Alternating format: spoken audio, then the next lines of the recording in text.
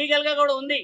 ఒక పురుషుడి యొక్క అంగానికి విలువ లేకపోతే చట్టపరంగా ఎలాంటి మర్యాదలు ఉంటాయో తెలుస్తుంది. నీకు అంగం లేదు అలా అని చెప్పేసి యోని లేదు, నువ్వు నిర్ణయించుకున్నావు కాబట్టి ఆ అమ్మాయి వర్షిని జీవితాన్ని సర్వనాశనం పట్టిస్తున్నావు. ఇకనైనా నువ్వు మేల్కోకపోతే నీకు రావాల్సిన రోజుల్లో కావాల్సిన మర్యాదలు చట్టపరంగా అవుతాయి. ఒక స్త్రీ ఈ రోజు బయటకు వచ్చింది, గుర్తుపెట్టుకో, నీ పతనం మొదలైంది. శ్రీనివాస్, నువ్వు ఎక్కడో ఉండేసి గాలిలో పెడుతున్నావు కదా మేడలు, నేను ఆశ్రమం కట్టుకుంటున్నా, నేను అది చేస్తున్నా అంటున్నావు కదా.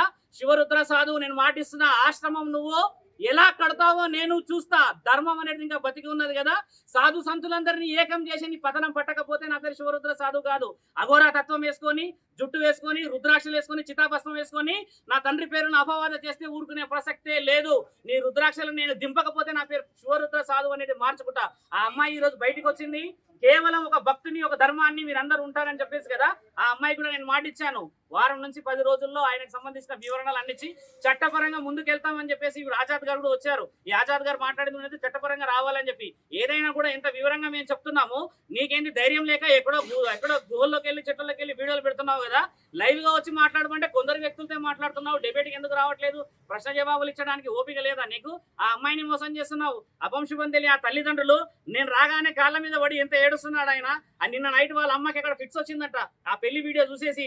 ఇలాంటి వాళ్ళ ఉసురు ముట్టి వస్తావు నువ్వు, గుర్తుపెట్టుకో. నిన్ను కన్న తల్లిదండ్రుల ఏలూరు శ్రీనివాస్ అని చెప్పేసి నీ ఊర్లో నీకు విలువ లేదు, అక్కడ బహిష్కరణ చేశారు. ఆ లింగ మార్పిడి చేసుకున్నావు, అక్కడ బతకలేకపోయావు. ఇక్కడ శివతత్వం అన్నావు, ఇక్కడ బతకలేకపోయావు. ఎందుకు మానవ జన్మెత్తినావు నువ్వు? అర్థం పర్థం లేని వీడియోలు ఇచ్చి అర్థం పర్థం ఇచ్చి ఏం ఫేమ్ అవుతున్నావు అనుకుంటున్నావు? బాగా గుర్తుపెట్టుకో, నువ్వు చేస్తున్నంత అధర్మమైన పనులు. ఈ రోజు అందరూ వస్తున్నారు బయటికి, ఎక్కడెక్కడో కేసులు నీ మీద మొదలవుతున్నాయంటే నీ పతనం మొదలైంది. విచ్చలవిడి